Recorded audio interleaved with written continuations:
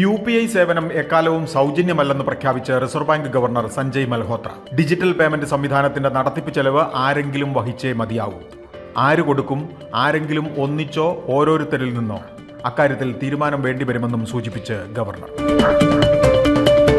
പലിശ നിരക്കുകൾ മാറ്റമില്ലാതെ നിലനിർത്തിയതിനൊപ്പം ഉപയോക്താക്കൾക്കായി 3 പ്രധാന നടപടികൾ കൂടി പ്രഖ്യാപിച്ച് റിസർവ് ബാങ്ക്. KYC പുതുക്കാൻ ബാങ്കുകൾ സെപ്റ്റംബർ 30 വരെ പഞ്ചായത്ത് തോറും പ്രത്യേക ക്യാമ്പ് സംഘടിപ്പിക്കും. മരണപ്പെട്ടവരുടെ അക്കൗണ്ടുമായി ബന്ധപ്പെട്ട വിഷയങ്ങൾ പരിഹരിക്കുന്നതിന് ലളിതമായ രീതി കൊണ്ടുവരും. ഗവൺമെന്റ് സെക്യൂരിറ്റികളിൽ നേരിട്ട് നിക്ഷേപിക്കാൻ വ്യക്തികൾക്ക് കൂടുതൽ സൗകര്യമൊരുക്കും. ട്രഷറി ബില്ലുകളിൽ SIP തുടങ്ങാം. ചരക്ക് നീക്കത്തിന്റെ സൂചകമായ E-Way ബില്ലിൽ കഴിഞ്ഞ മാസം റെക്കോർഡ് സ്ഥാപിച്ച് ഇന്ത്യ.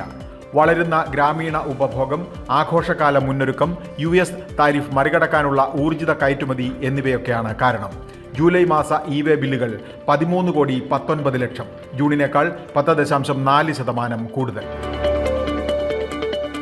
സെക്യൂരിറ്റീസ് ഡിപ്പോസിറ്ററിയായ NDSLന്റെ ഓഹരിക്ക് മതിപ്പു വിലയിൽ മുന്നേറ്റം. പ്രാരംഭ ഓഹരി വിൽപ്പന നിശ്ചയിച്ചത് 800 രൂപയാണെങ്കിൽ വിപണിയുടെ പൊതുവായ ഇടിവിനിടയിലും ഇന്ന് വ്യാപാരം നടന്നത് 920 രൂപ വരെ. കമ്പനിയുടെ വിപണി മൂല്യം ഇപ്പോൾ 18,249 കോടി രൂപ.